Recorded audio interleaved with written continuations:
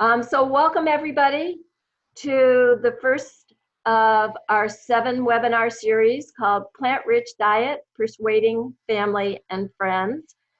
And this is an initiative of the Cornell University Civic Ecology Lab.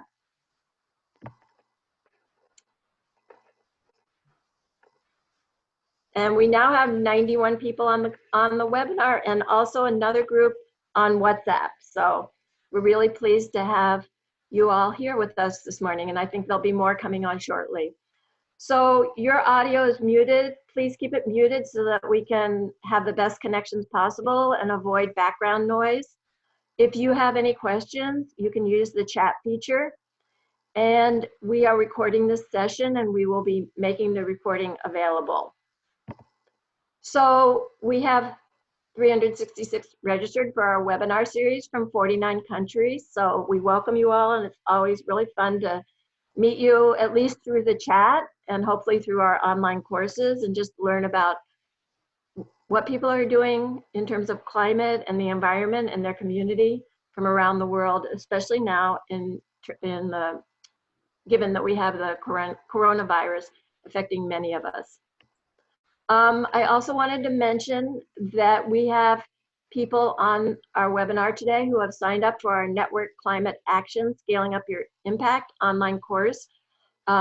We've closed registration to the webinar series, but there's still an opportunity to sign up for the class, which starts April 7th, and it will go into more depth and cover more climate actions, not just plant-rich diet, but things like health and education and reducing food waste, and many other climate actions from drawdown.org. So I encourage you to take a look at the course and hopefully sign up. I wanted to thank real quickly our team, Yue Li, our Chinese language instructor and does everything for us with technology, and Celeste Carmichael, who's been advising this series and also great asset in terms of the technology. Kim Snyder, Course Communications. If you get something from the Civic Ecology Lab, an email, that's Kim behind that email, and she forwards it to one of us if you write back to her and have a question she can't answer. And I really wanted to thank Deanna Gonzalez, who's doing our WhatsApp group today and reposting so that people around the world, even if they have low bandwidth, can access the webinar. Today, we're very, very lucky to have Jennifer Wilkins, who I will introduce in a minute. And then just don't forget that this is a 7 webinar series, so there's lots of other opportunities to hear about plant-rich diet and how behaviors spread through networks. So with that, I want to introduce Dr. Jennifer Wilkins, who's the president of the Society for Nutrition, Education, and Behavior. She's also professor of practice emeritus in nutrition and food studies at Syracuse University, which is about an hour north from us in New York State, and courtesy professor of practice in the Division of Nutritional Sciences at Cornell University. Jennifer has a long-standing professional and personal interest in the intersection of nutrition, food systems, and health, with a particular focus on the implications of local and seasonal plant-based diets for individual food choices, food systems, and policy. She conceptualized the first and still the only regional food guide, the Northeast Regional Food Guide, which she updated in 2014 as My Plate Northeast. Given the growing interest in regional foods, I think Jennifer was a real harbinger or leader before we all were so committed to the regional food movement. So we really appreciate that contribution she's made, as well as many others. And so with that, I'm gonna stop sharing my screen and Jennifer's gonna share hers, and we now have 118 people on the call. And continue to type in the chat if you have questions or if you want to introduce yourself and where you're from. Well, thank you, Marianne, for that introduction, and welcome everyone. I realize I'm saying good morning, but it's good afternoon or good evening, depending on where you are. So welcome to everyone. It's exciting to have people tuning in from all over the world. So I realize that my title is probably lost on a lot of you. So where's the beet is is a play on an advertisement that was very common in the late 1960s, which was a complaint of these elderly women who were looking at a hamburger and basically complaining that the patty in the burger was really tiny, and saying, well, if you go to this fast food restaurant, you're going to get a lot of beef. So it's kind of relevant, but here I'm playing on that, basically, where's the plant, where's the beet? And I changed it also to how diet can be a climate game changer, because I think there are some caveats when we start thinking about making our diets more plant-based, to make sure that it's accomplishing a health goal as well as a climate and environmental protection goal. So what I'm going to do, given that this is the first, you're taking advantage of that and laying down some basics in terms of what we mean by plant-based. I'm just getting a signal, Marianne, that my web connection is unstable. Am I still connected? Yep. Okay.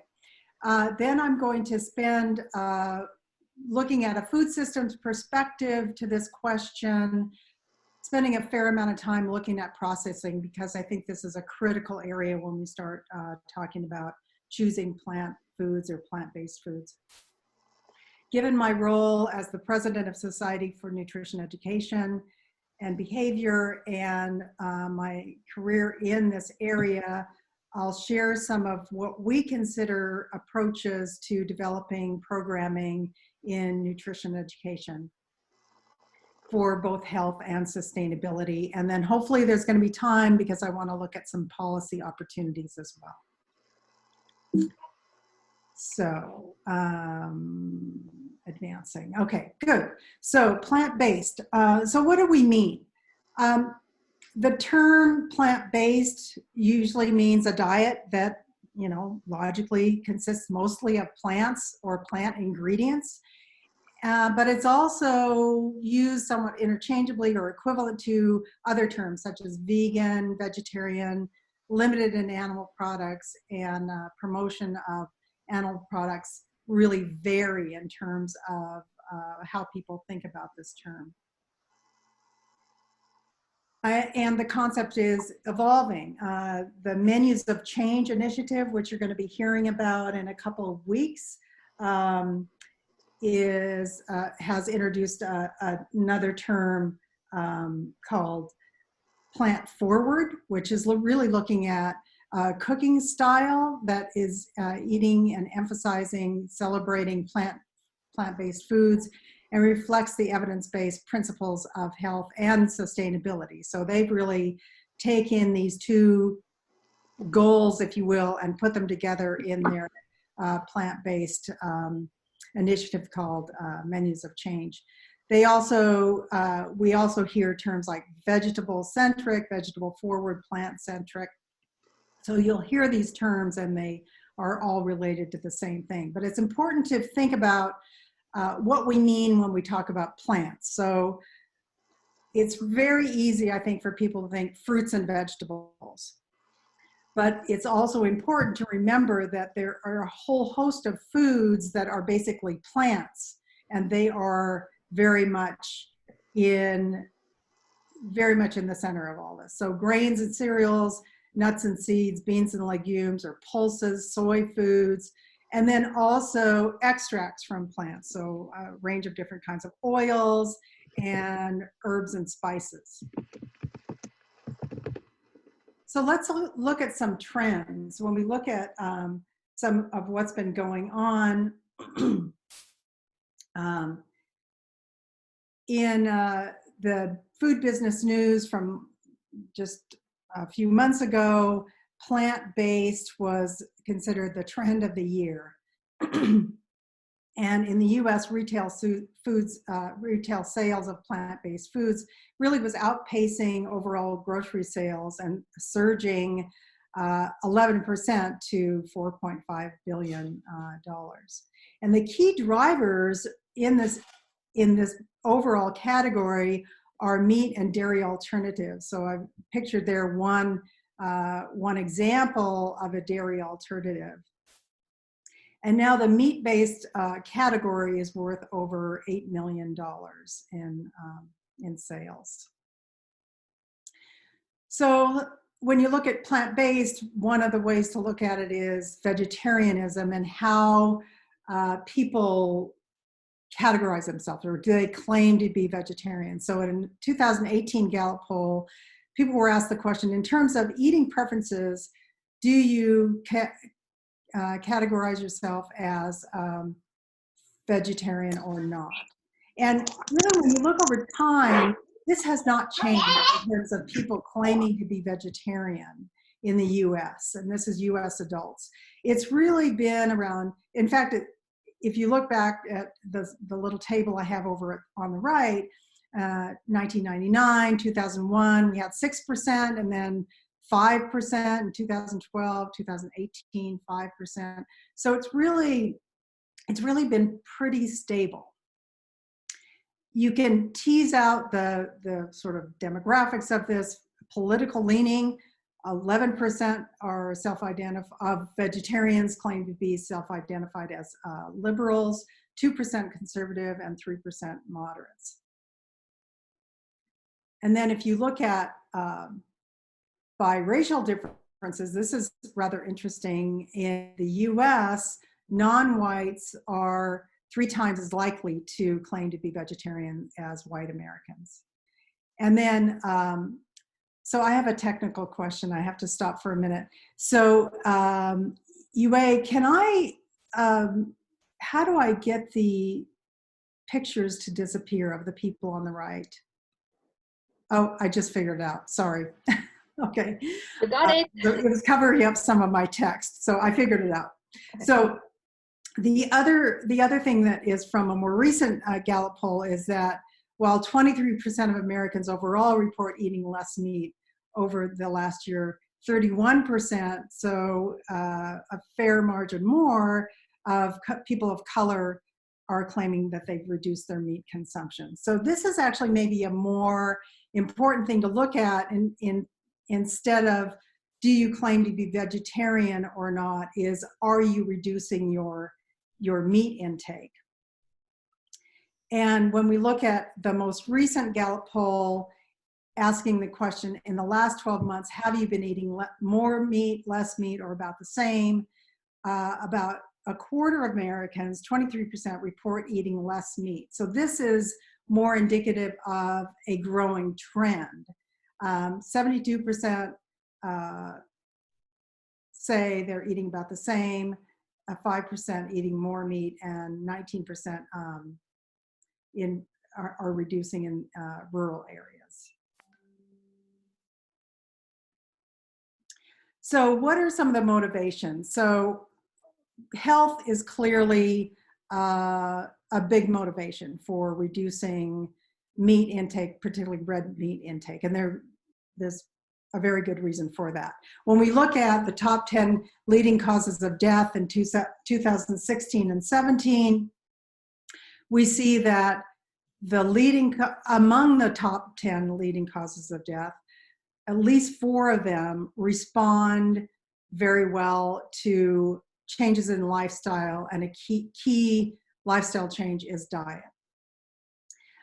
With diets that are very meat-based are associated with higher rates of and risk of heart disease, cancer. Changes in diet are very important for diabetes, which is very much related in our country and across and around the globe, to obesity rates, and also stroke is another one that is responsive to diet. And we can look at the same information on a global level, and you see a similar selection of diseases that are the top killers globally. So again, this is one of the key reasons why change in diet, particularly a change toward more plant-based diet, is important, because these diseases respond to that kind of change. Another way of looking at this and picture of diet quality that indicates we need to change is, this is from the United States. This is, was taken from the dietary guidelines, the most recent issue of the dietary guidelines, which is for 2015 to 2020. And this is a picture of the Healthy Eating Index. And the Healthy Eating Index is a measure of diet quality. And what this is showing is the orange bars for the items show on the left show the proportion of the population that is below a recommendation or a limit. So for foods that we consider healthy, the fruits, the vegetables, total grains, particularly whole grains, whole dairy foods, healthy plant protein foods and oils, you can see that many more people for most of those categories, excluding total grains, and I'll qualify that in a minute, and protein foods, most people are not meeting their recommendation. Then when you get to the last three food category items, added sugars, saturated fats, and sodium, you can see that, again, the orange are the people that are exceeding a limit for those foods.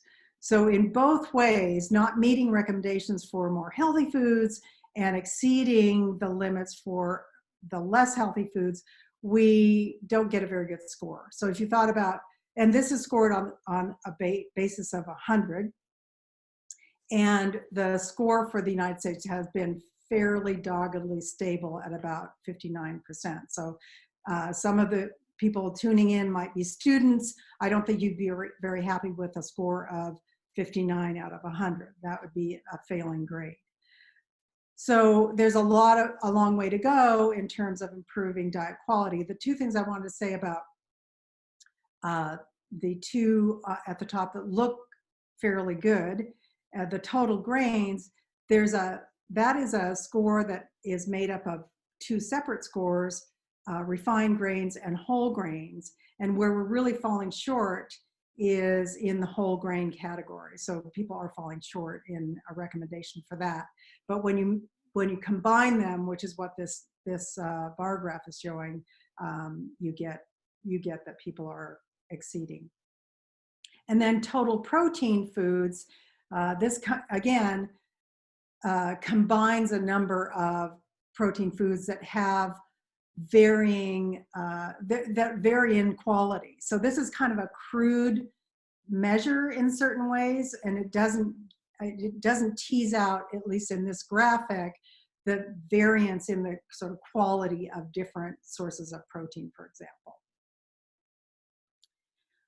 Okay, and another way of looking at diet quality, which I know you're going to be learning much more about this later in the webinar series, but this comes from the recent Eat Lancet Commission report on healthy diets from sustainable food systems.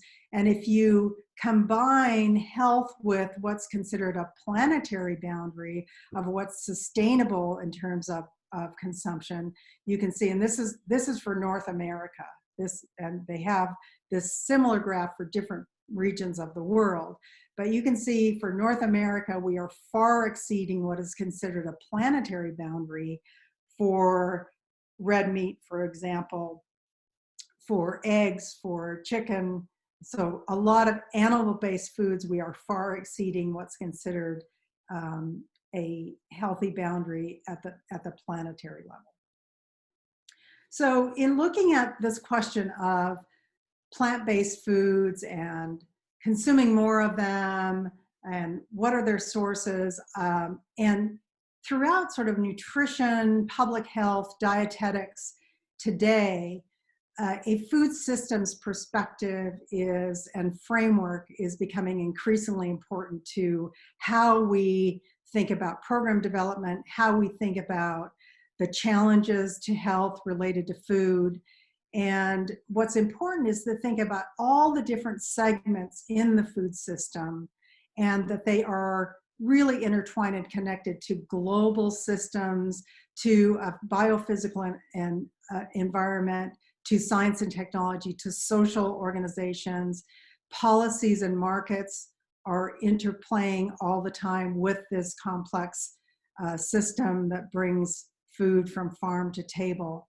So whenever you think about making some changes or tweaking in any one area of the food system, it has ramifications throughout the system. There are players in the food system that are trying to make changes, and they're having influence on a number of these different sectors. So for the rest of that, sort of keep this in the back of your mind as we talk about potential changes to make and what kind of implications they may have throughout the food system. Okay, so I promised that I would focus a bit on processing, so that's what I'm going to turn to now, because I really believe that how food is processed is a critical factor for public health and climate. It's a critical factor in nutritional quality, and it's a critical factor in humans meeting their nutrient needs and having a good quality diet. So there's been a fair amount of work lately done, particularly led by a Brazilian nutrition and public health expert named Carlos Monteiro, and he developed this new way of categorizing food. So you might think of images of your country's food guide that categorizes foods into fruits, vegetables, grain, cereals, protein foods, that kind of categorization that is mostly based on the nutrient content of foods. The way he thinks we should categorize foods is based on the extent to which the type and extent of processing. So he's developed with other colleagues a system they call the NOVA system, which categorizes foods into 4 different groups based on processing. So group 1 is unprocessed and minimally processed foods. Group 2 is processed culinary ingredients, is what they're calling them. And group 3 is processed foods. Group 4 is considered ultra-processed foods. So what I'm going to do is take a look in a little more detail at each one of these. So unprocessed foods is minimally or unprocessed foods. These are the least processed. So you can think of whole vegetables, whole fruits, cuts of meat that are not processed, the kinds of foods that you might think of finding in the perimeter of a grocery store, on the sort of the edges of the grocery store. Oftentimes, these are the kinds of foods that would require refrigeration. You can think of heads of lettuce, bunches of parsley, carrots, that kind of thing. So whole foods. And they look like, oftentimes, aside from the meat, they look like a crop that as it's harvested from the field. So the second group is called processed culinary ingredients, and these are foods that are obtained directly from group 1 foods or from nature. So these include oils and fats, sugars, salt. So salt is the next one. Is the process of getting these includes pressing, centrifuging, refining, extracting, or mining. And salt is an example of a culinary ingredient that is actually mined from the earth.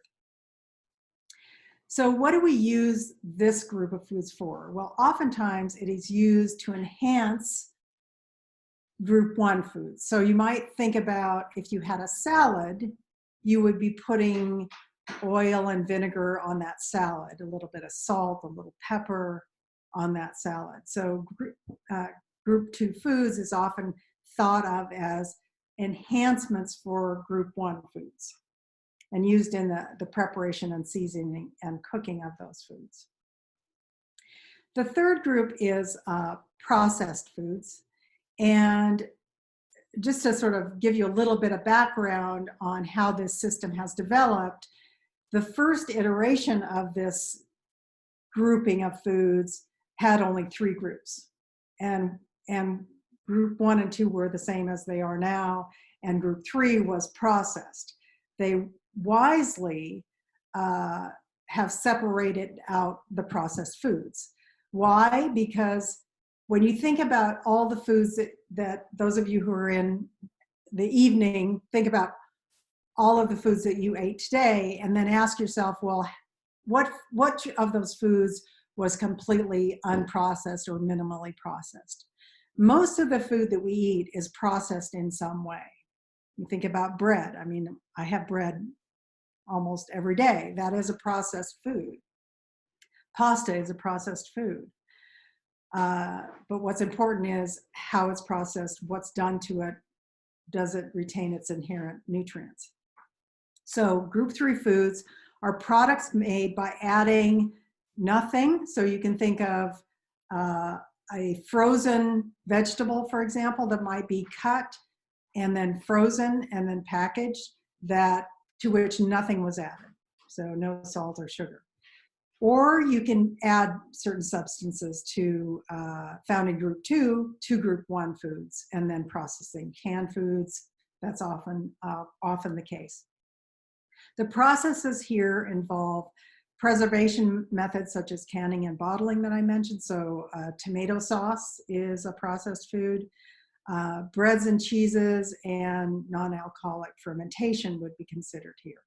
The purpose of this kind of processing is to increase the durability of group 1 foods and make them more enjoyable by modifying or enhancing their sensory qualities.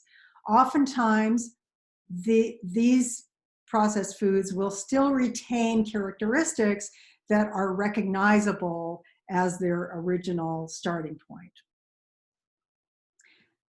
Now, here's where we get into an area that's extremely critical when you start talking about plant-based diets. And this is group 4, which is called ultra-processed foods. These are formulations mostly of very cheap industrial sources, largely because we have, they're subsidized often commodities that are the sources for these ingredients. And these are energy dense and nutrients plus additives using a series of processes. This is a highly, highly processed category of food. These are manufactured oftentimes from, when you think back to group 2 foods, those extractions from group 1 foods. So sugars, oils, fats, proteins and starches and fibers can be manufactured in all sorts of ways to come up with products that don't look anything like a starting food. And some of the processes are hydrolysis, hydrogenation, or other chemical modifications. And I have more information on this with some examples. So some of the industrial techniques involve extrusion, molding, and pre-frying. They often involve a number of additives, colors, flavors, emulsifiers, other additives are frequently found in these products. There's sophisticated packaging, usually with multiple materials. When you think about climate change, this is another implication of this category of foods because they often involve heavy-duty packaging, which is resource-intensive and energy-intensive to produce. They differ in substance and in use, and these are the products that are aggressively promoted and ready to eat. We don't see a lot of advertisements on like video, television for fruits and vegetables, for example, but you do see heavy marketing for ultra-processed foods. These are highly profitable. They have shelf lives that are in the decades, and they have, because of that, they have vast market advantages. So there's strong market and economic reasons why these foods are so prevalent. So some examples, I've listed a number of kinds of foods that fit into that category, and you'll get these slides so you can take a closer look at the time, but those are some of the examples of foods. So why does the extent of processing matter? Well, Carlos Monteiro, when he first developed this system, he had a very strong suspicion that a diet that consisted largely of ultra-processed food or was rich in ultra-processed foods was bad for your health. But there wasn't really any data to prove that.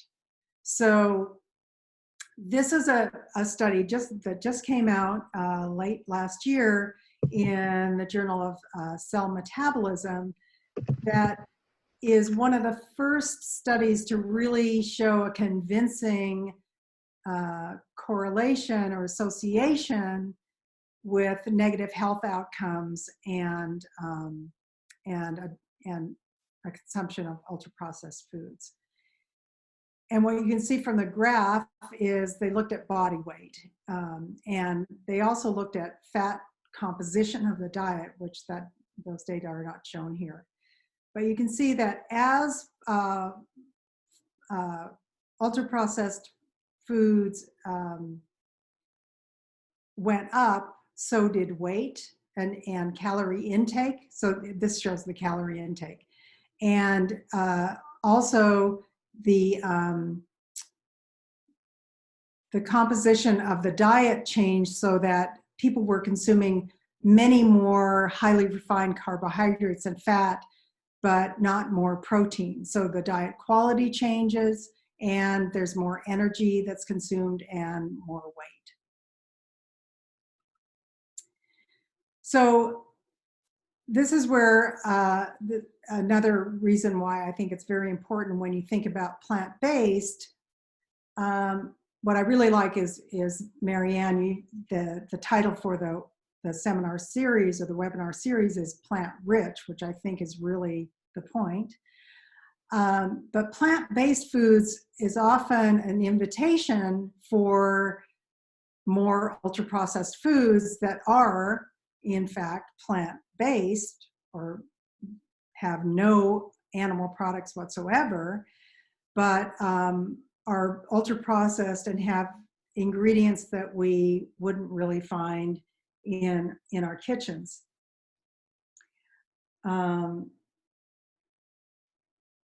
Now let's see, if you can't really read that ingredient list. This is one of the products. It's called cauliflower puffs. And let's see if I can read the ingredients here. So what would you think would be in cauliflower puffs? Well, if I saw that package, I would think, oh, there's cauliflower. It's got to be the main ingredients. Well, here's the ingredient list, and the ingredients are listed in order of their dominance as an ingredient in a product. So the first ingredient is organic whole grain sorghum flour, followed by organic sunflower or safflower oil, cauliflower powder. So there's your cauliflower. It's cauliflower powder.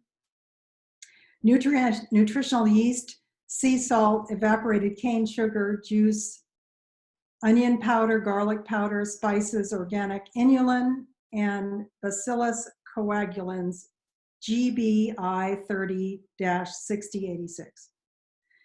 So this is a vegan product. It's a plant-based product. It has very little cauliflower in it. And does it even have the nutrients that are found in cauliflower? These are questions that I think are very important, and not to be swayed necessarily by these highly ultra-processed foods, even if they are and claim to be plant-based. So, so that's it on food processing. I think it's a vitally important issue when it comes to switching to plant-based. Jennifer? Yes. Marianne, we have some questions. Do you want to answer them now or wait till the end? Is there something in particular to what I was just talking about? I'd be happy. Yeah, there's several about processed foods. Okay, well, maybe if there's several, we should wait. Okay. Okay. So another part of the food system is after consumption, and it has to do with food waste and what happens to that food. And this is an area in terms of climate change that's been getting an increasing amount of attention.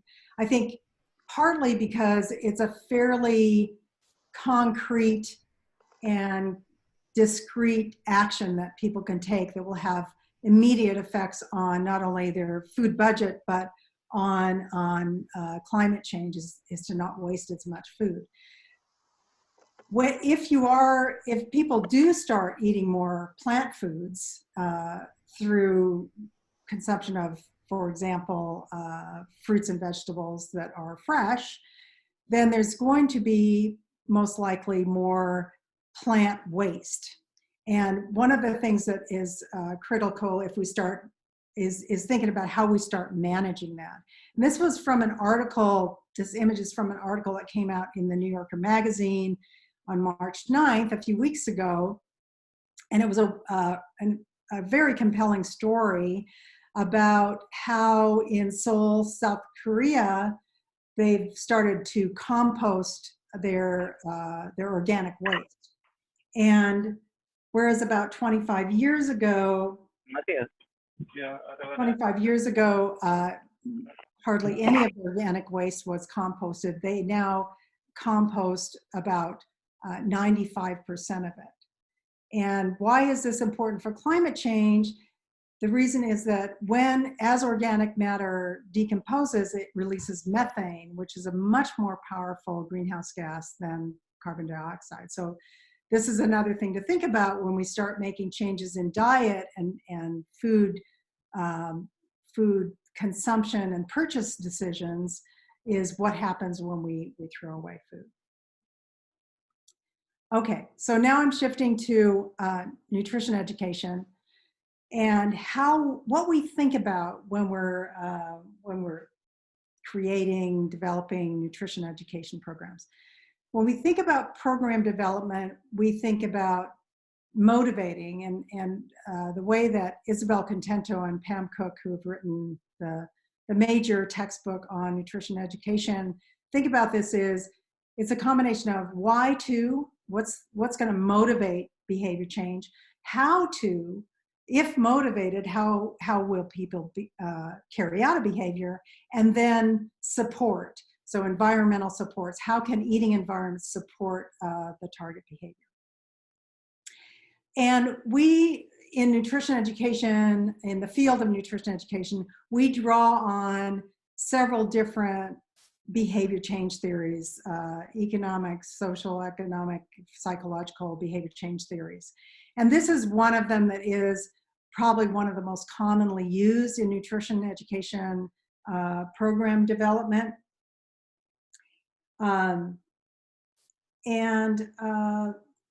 So the health belief model is one that is based on, so sort of at its core, people's readiness to take action, so to change a behavior. For example, a common one in nutrition education is to increase fruit and vegetable intake.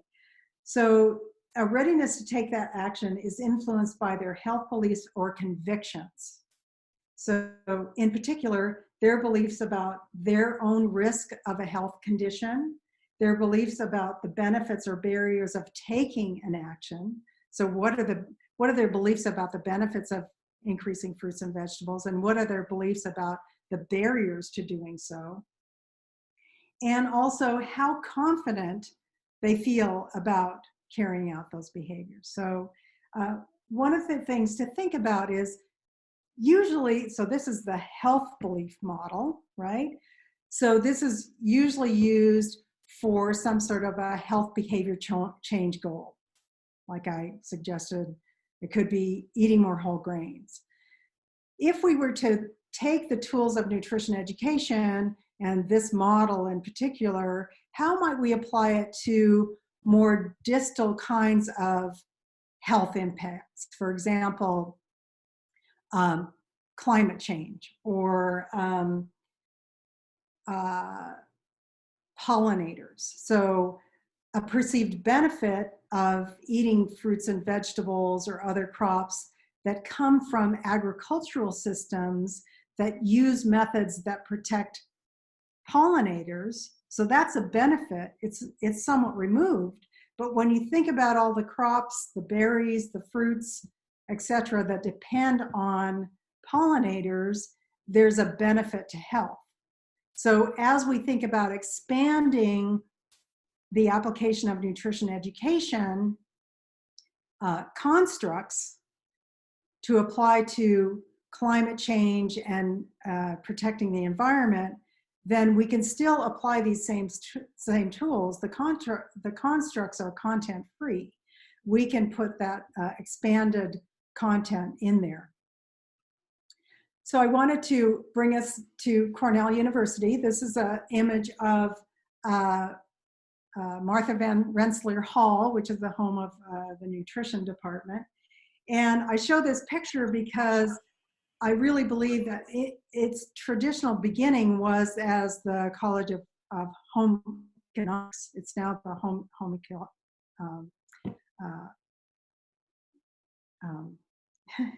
Ecology, Human Ecology. And when it began, Martha Van Rensselaer, an educator and a nutritionist, Flora Schwartz-Rose, really were teaching home economics skills that were about, they're very practical skills that improved people's quality of life. And from those sciences and those early beginnings, the Cornell Cooperative Extension System, which is a amazingly wonderful and important, productive and helpful system, took those learnings and applied them and created programs that I think are as relevant today as they were in their very beginnings. So what are the kinds of skills and knowledge that in nutrition education are needed today if we're to make shifts to a plant-based diet and to include approaches that address climate change? So one of the things I think about a lot in my own kitchen is do it yourself. So one of the areas I'm very concerned about is that it's impossible today to shop for food without bringing home plastic. Most of the products that we buy that are processed come in plastic in some form or another, or in cardboard that is then wrapped in plastic.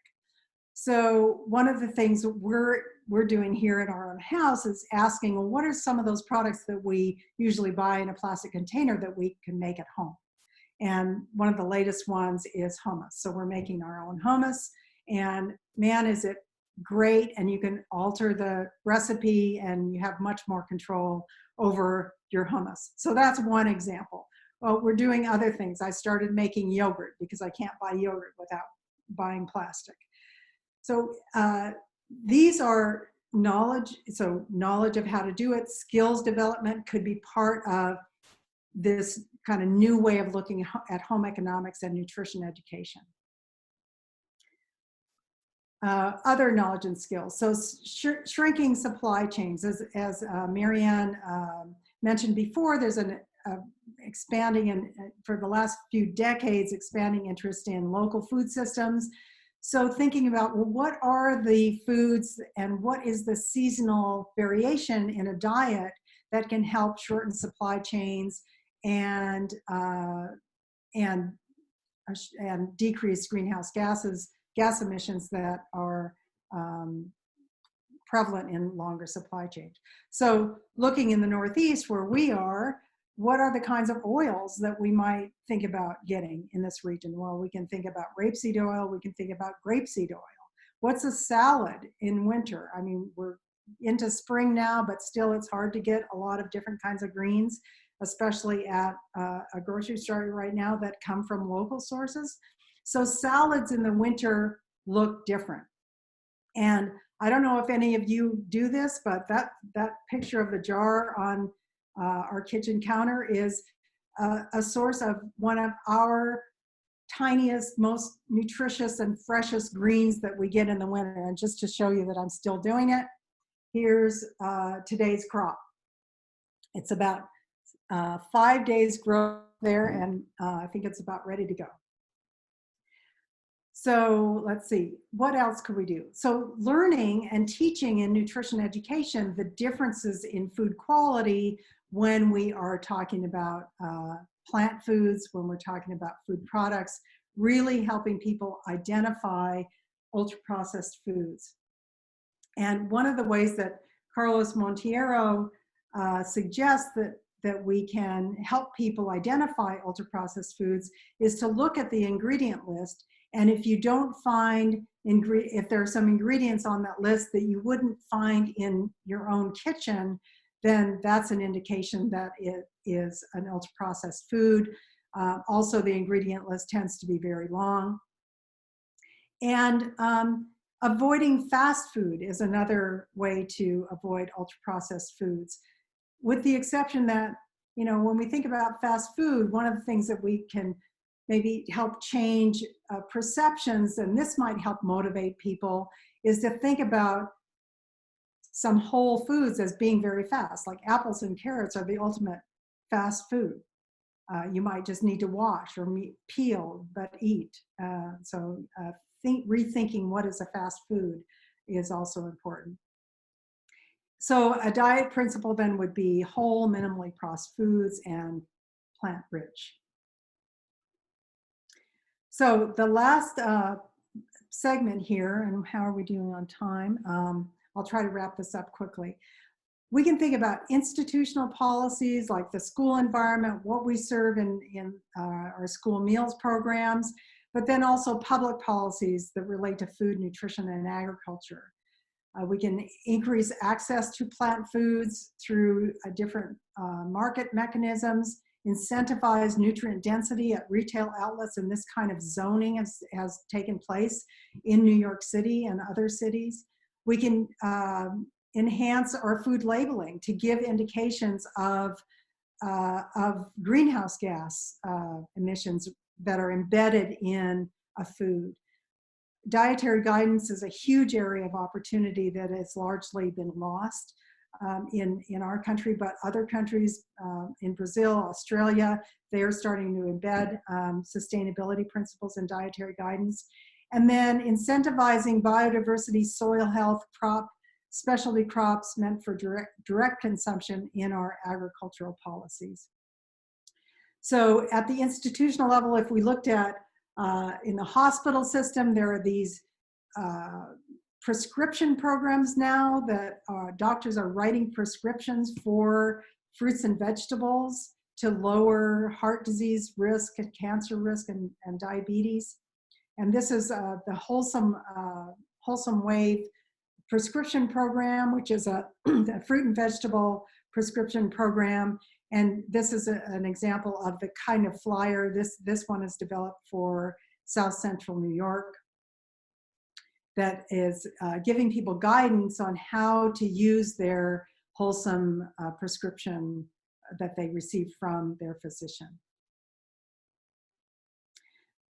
This is an image from an article by Jane Broding in the New York Times last year that suggested that we might actually be able to, it suggests that why not have the greenhouse gases per serving listed on a food label as yet another way that people can, more information that people can use when making their choices.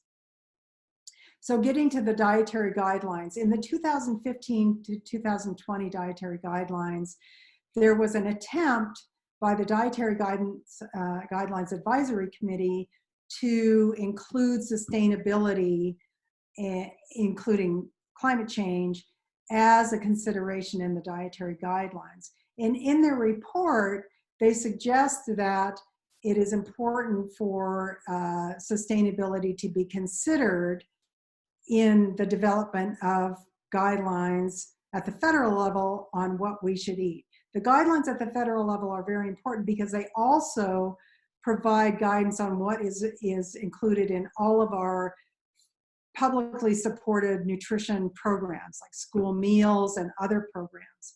So this advisory committee chose to entertain the question, what is the relation between population level dietary patterns and food sustainability related to food security? They recognize that that food and beverage has a significant impact on environmental outcomes, and that is why they wanted to include it.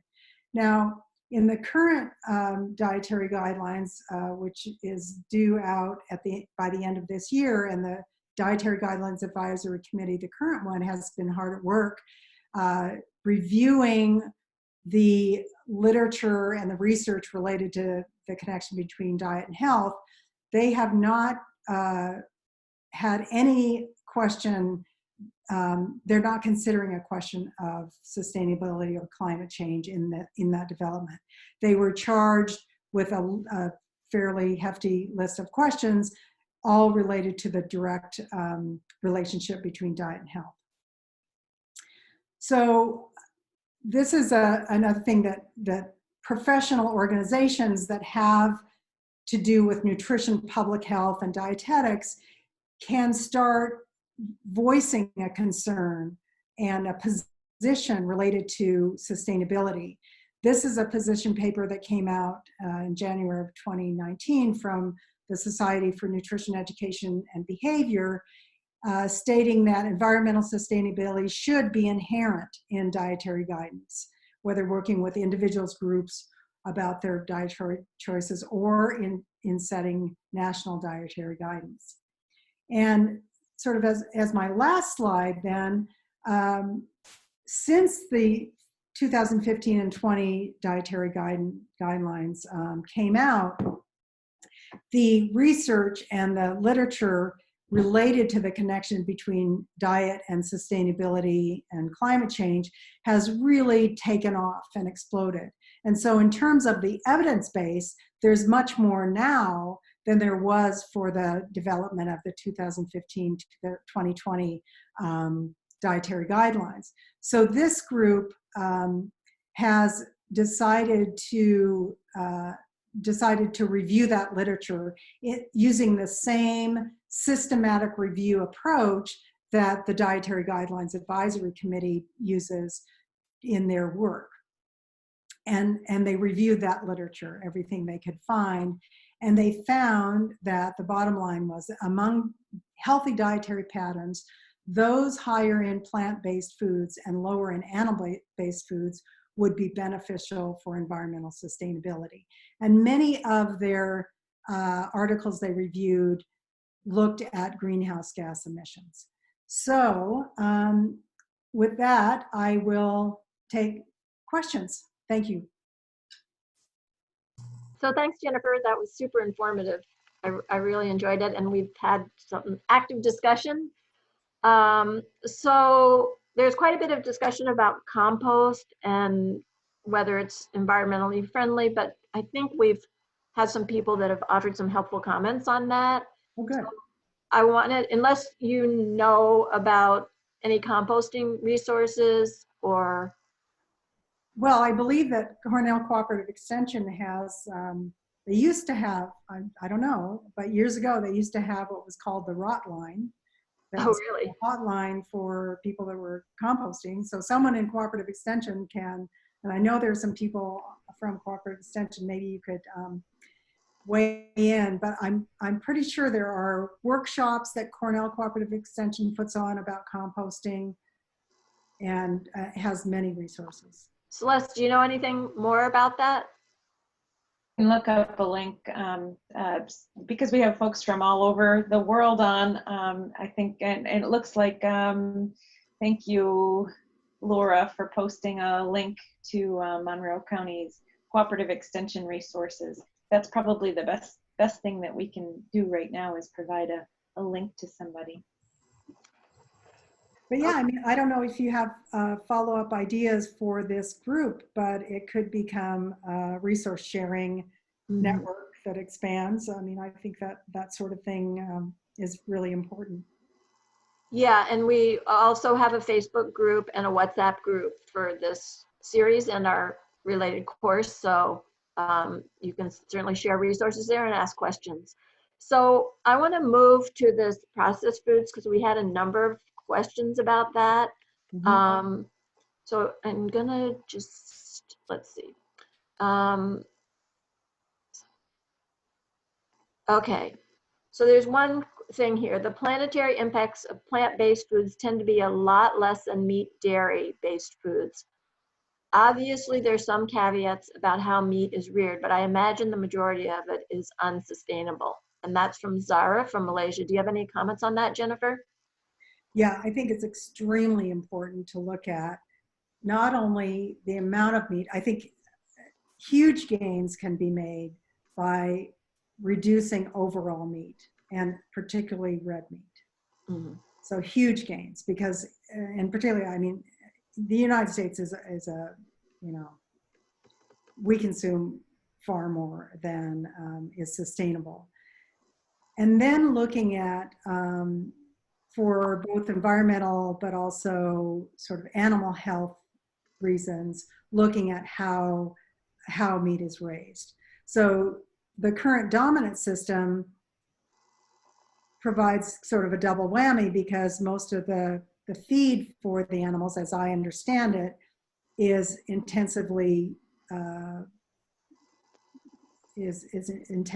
grown. So you've got a system that requires a lot of energy in the cultivation of the seed and the growing of the crop, the harvesting of the crop, the transporting of the grain to the animals. A pasture-based system gets away from that. Now, I've heard and read some studies looking at the overall greenhouse gas emissions from, say, raising cows on pasture as not looking that great, because on pasture, the animal might grow more slowly, live longer, so it has a longer lifetime of greenhouse gas emitting before it's slaughtered. So it's not obvious, but there are so many other environmental benefits from pasture-based that I think that system is worth expanding. From a public health standpoint as well, there are significant public health implications in communities that are near intensive large-scale CAFO operations. And this has been documented by numerous studies, and the American Public Health Association recently reaffirmed their moratorium on any new CAFOs because of the public health implications. And from a social and economic standpoint of the people that live near these CAFOs, their property values and their quality of life is really suffering. So there's many reasons why, from a public health standpoint, a quality of life, a justice standpoint, and an environmental and climate change standpoint, that the way we produce meat, the dominant way in the United States and globally, has got to change. And there are probably people on this call that are far more expert than I am on this topic. So I'd love to hear from you. Thanks, Jennifer. So it is 1 to 9. So if it's quick for you to stop sharing your screen, I can share my slides. Okay. Slides. How do I do it? Go to the top probably and just say unshare, or to the bottom where you see that strip that comes up. Sometimes you have to let your cursor hover for a second. I think, Marianne, you can also just go ahead and share, and then we'll stop Jennifer's screen. Okay, yeah, do that, because the window's Okay, don't worry about that. So what I'd like to do, though, in the meantime, is just thank everybody for coming. Again, take a look at civicecology.org, our website, for our Network Climate Action Scaling Up Your Impact online course. It's still open for people to sign up. It starts April 7th. And for those of you, it's now 9 o'clock. So for those of you who need to leave, that's great. We really appreciated having you on. And if Jennifer, if you're willing to stay and answer questions, I can certainly stay on another 15 minutes or so. And is that okay with you, Jennifer, or you have something else? That's absolutely fine. But I would like to stop sharing so you can take the screen. No, that's okay. UA said you don't need to, so don't worry about that. Okay. Okay, so I'm just gonna go through the questions kind of, well, there was one question I just wanted to get to. and that was, do you consider rice a processed food or ultra processed food? Rice, as you would buy it as in a package? I think so. So you gotta, you know, we have a lot of people on the call from Asia who probably eat a lot of rice, and they eat it, I mean, there's different kinds of rice. So I think they're wondering about. Yeah, so I would consider that minimally processed food, because it is processed in some way. It's, you know, the hull is taken off, it's maybe polished, but it's still, I mean, you can recognize it as a kernel. I mean, it's not far from its original form. So that would be a minimally processed food. So that it is a question about white rice. It's from Zara from Malaysia. Yeah, so there you're getting into the extraction of some of the nutrients from the food. And one of the things I didn't get to talk about, but one of the challenges, and I think one of the public health risks of ultra processing, is that we don't know what we're taking out of food. We don't even have all the chemicals and compounds in food identified or tracked. A very, very small proportion of what is in food is actually tracked and we're given information about. So in the processes that food goes through, chemicals, different compounds are lost or changed. Always. In cooking, they're changed. So we don't even know what we're losing when we make, for example, ultra-processed plant-based food. Now, the rice, so yes, there's a public health implication of white rice, because you're getting rid of fiber, you're getting rid of some of the nutrients that are found in the hull. Okay, yeah, But thank you. I still wouldn't consider that an ultra-processed food. Mm-hmm, mm-hmm. But Okay, let's ask Carlos Montero. I can get back to you on that. okay, great. We have a question from Nadine Sackerman, and she asks, what about planetary and nutrition impacts of processed or engineered meat alternatives like Beyond Meat and Impossible Burgers? Yeah, so that's a good question. I haven't looked too much into Beyond Meat and the Impossible Burger. It is considered by many who have looked at this, and it's come into intense criticism, that it is really an ultra-processed food. It is a complex process that produces it. It involves genetic engineering, so a lot of the people that may wish to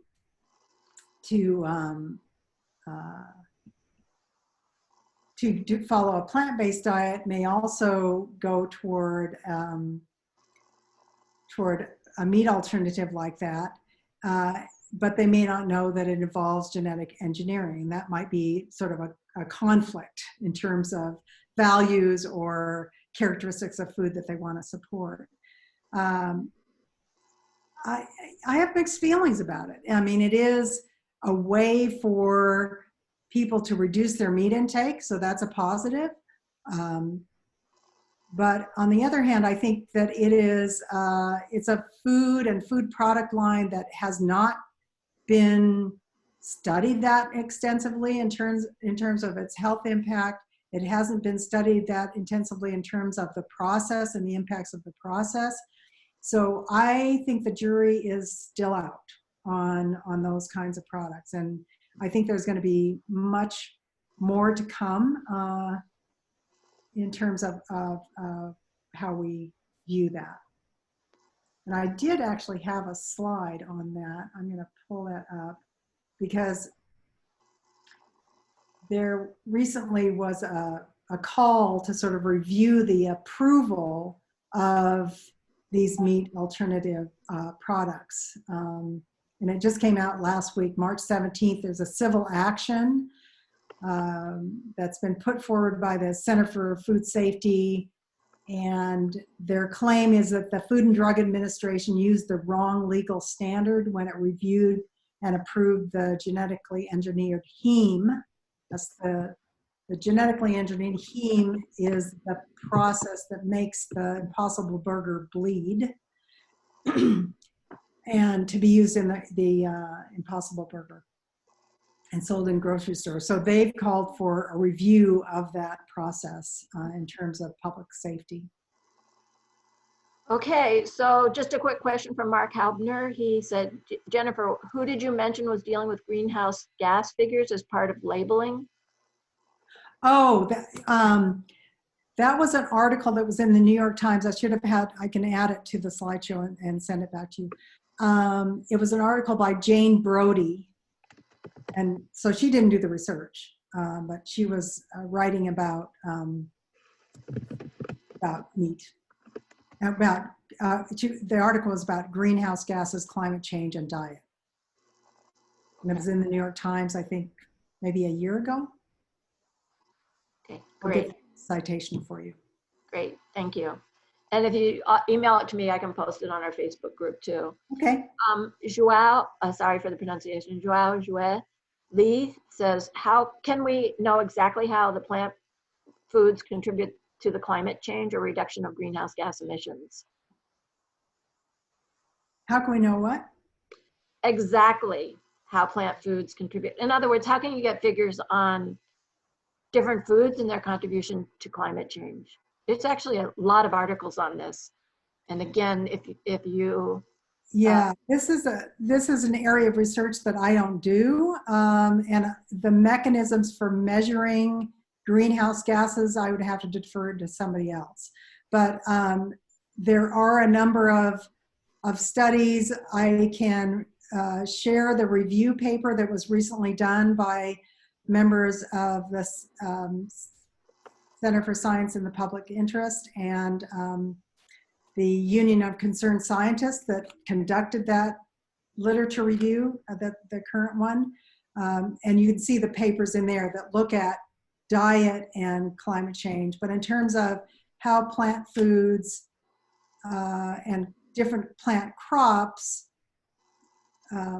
change or what their greenhouse gas contribution is, I would have to do the literature review myself. Yeah, and I also have a lot of resources on this because I've been writing about it in a book chapter. So again, feel free to get in touch with us and we can share some more resources. Okay, so Marlena Vera Schachner says, if we all shift to a plant-based diet, then the plant-based groups would increase in the planetary scale. Do you know if there were to be a switch, would we be within the planetary limit? So that's from that earlier slide you showed. Mm-hmm. Yeah. Yeah, well, clearly, and the other graphs that are in that report clearly show that other regions of the world don't have as far to go. And in fact, are below where they should be for health in a number of categories, including some of the animal-based categories. So North America has a long way to go. We're leading in terms of the climate impact of our diet, and we need to start leading in the other direction. But the question was, what was the question? Well, it's like, so I think your slide showed plant, I don't know, it was like 683 times over the planetary limit. So if the question is, what would that wedge look like if we all switched to plant-rich diet?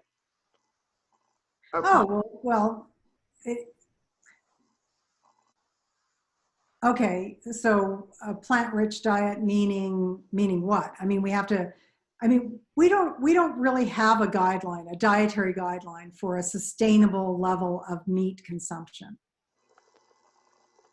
And that's what we need, and that's what this attempts to do. So what it would mean is if you decrease your consumption of meat and other animal products, then your consumption of plants would need to go up. So the environmental impact, if you will, from different crops may go up. The amount of land that is devoted for growing feed grains would go down. So that land may be available then for other kind of crops that could be directly consumed by humans. So that's where I wanted you to keep in mind that framework of a food system, because whenever you're thinking about making these kinds of changes, it impacts the overall diet composition. So if you decrease in one area to maintain your calorie level, your consumption of other areas is going to go up. Likewise, if this is a wholesale change, then it's going to send a market signal and an agricultural signal that what we're actually growing and producing needs to shift as well. Okay, thank you. So Silvio Yang says, some people have suggested that children's partial plant-based diet may cause malnutrition, but considering nutritional balance, it may lead to some vegetarians gaining too much carbon mileage. Professor, what do you think is a good balance between these two issues? Okay, and the two issues are?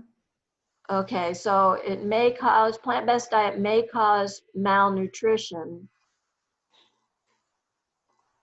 I don't quite understand the second part of this. So I would just sort of address the question of plant-based diet and malnutrition. Yeah,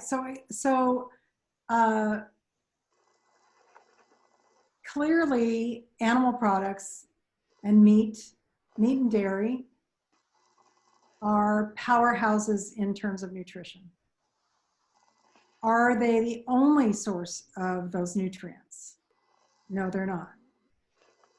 Some nutrients are difficult to get. B12 is one of them, which is rich in meat, but it's not the only source. So as you're making shifts in the diet, I mean, in the US, we could eat far less meat. And again, plant-based or plant-rich does not necessarily mean no meat or no animal products. We can eat far less meat and get adequate protein. I mean, protein is not a problem in our country. Protein is a problem in other countries. Mm-hmm. So even adding a little meat in some areas is what the population needs to do. So I think it really depends on context and current dietary practices. But one of the things that people can do is make sure to eat nutrient-rich foods when they're shifting to plant foods. And one of the ways to do that most easily in our country is avoid ultra-processed foods. So the more whole, minimally processed foods from a diet that is rich in plants, that's the way to go. Eat plants. Great. And so then I think the other part of that question, thanks, Marks, for clarifying, was about carbon mileage. So the idea is if Yes. We're going to eat a lot of plant-based foods, does that mean we're going to increase the trucking distances and therefore the carbon? So really good question, really good question. And that's been a question that I have entertained for most of my career at Cornell and at Syracuse University. So, and which is why I developed that food guide, which looks at seasonality. So the Northeast Regional Food Guide, now My Plate Northeast, really is about what is in season and what can be grown nearby. Now, we have developed population centers in the US and other places that are not so great for growing crops, don't have maybe the soils or the climate for doing that. So you may need some more transportation. But we have not capitalized nearly to the extent that we can in our region, for example, to grow a lot of the crops that and foods that are consumed right now. So looking locally, then looking regionally, and then looking nationally. So I think it's a matter of prioritizing. So prioritizing what can be grown with the soils and climate that you have locally, then regionally, then nationally, and then internationally. So you're maximizing the amount of your diet that comes from a local source. Okay, great. Yue, if you see any more questions, let me know. I think you've covered most of them. Oh, there was a good question from Jody Reese or Rice. Why are these foods, and this was back from ultra processed, still subsidized in the US? Imagine that there was a reason, but it no longer exists. Right. So I think what you're referring to is the starting commodities, for example, high fructose corn syrup, or a lot of the substances, the extracts that are used in making ultra-processed food come from commodities that are, on the short list of commodities that are subsidized in the US. And that I think is a very important area of agricultural policy that needs to be changed. Now, the subsidies over time have gone down as a proportion of the overall farm bill in the US. But still, I think we could do, I'm sure that we could do a lot more in shaping our agricultural policy so that they much more promote public health than production that ultimately goes into foods that are antithetical to health. So I agree, and your question is basically a statement, and I agree with it, that the agricultural tools in policy that we have not been utilized to their fullest for the promotion of sustainability and public health, and they could be. Mm-hmm. So we're still getting questions on the chat, and we still have 92 people on the call. So Jennifer, are you okay for still going a couple more questions? Well, I do have something I need to get to by 10:30. So okay, I mean by 9:30. 9:30. Okay. Well, I think it shows how much interest there is. So yes, and I'm delighted, and I would be happy to, if you want to send me some of those questions. But why don't we can we take one more? Yeah. So this one's more of I think it's a big question. So we'll take the last question from Meng Chi. She says, Professor, a healthy diet may be an individual behavior, and climate change may take a long time. So how can we measure the effect clearly? I think that means if you're going to do an individual behavior change, what does that mean for the larger picture about climate? Does that make sense? So obviously it helps you as an individual in a lot of ways, but it would take a lot of people to change their diet to make an impact on climate. Yeah, and I think that question is a really, really great segue to Dr. Robert Frank, who's going to be talking next week. But I believe, and I've been told by my friends, that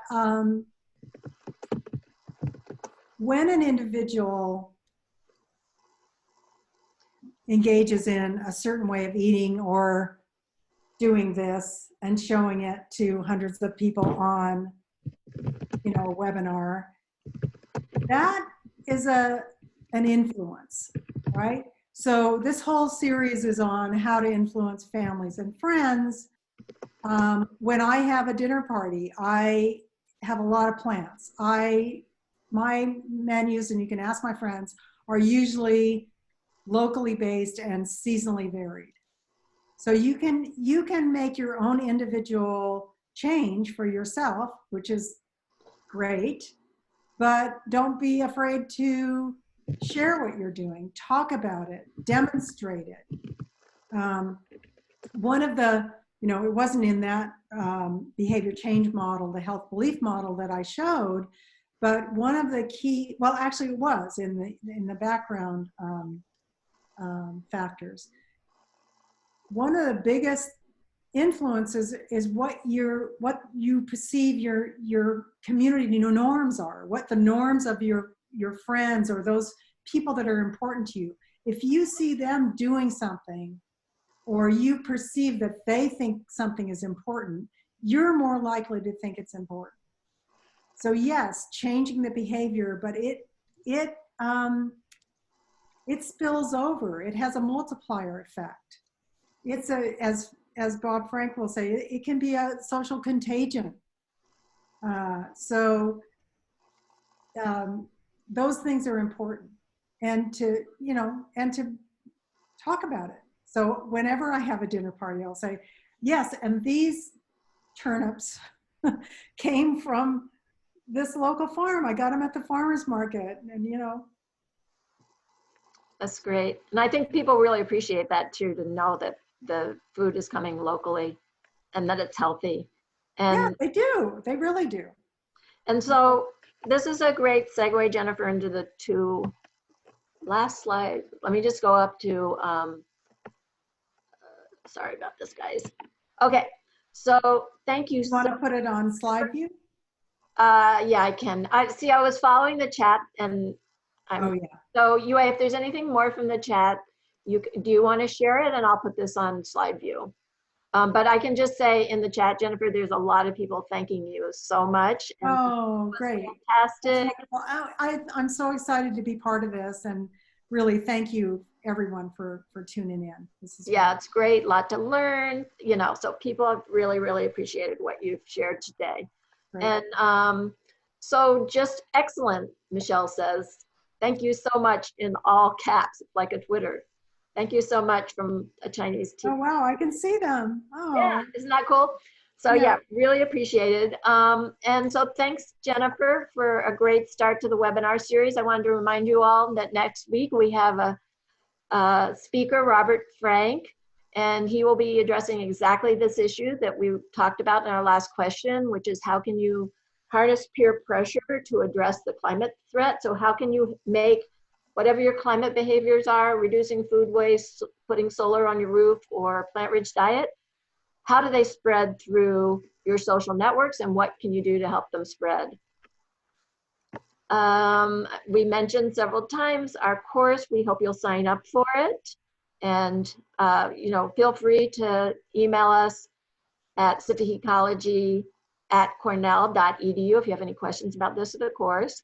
And then I just wanted to thank everybody, and UA and Celeste, who had to leave, and Deanna for posting on WhatsApp, and for all the participants, and for Jennifer. So thanks so much, and we will see you next week at the same time and same place. So take care of everybody and be healthy.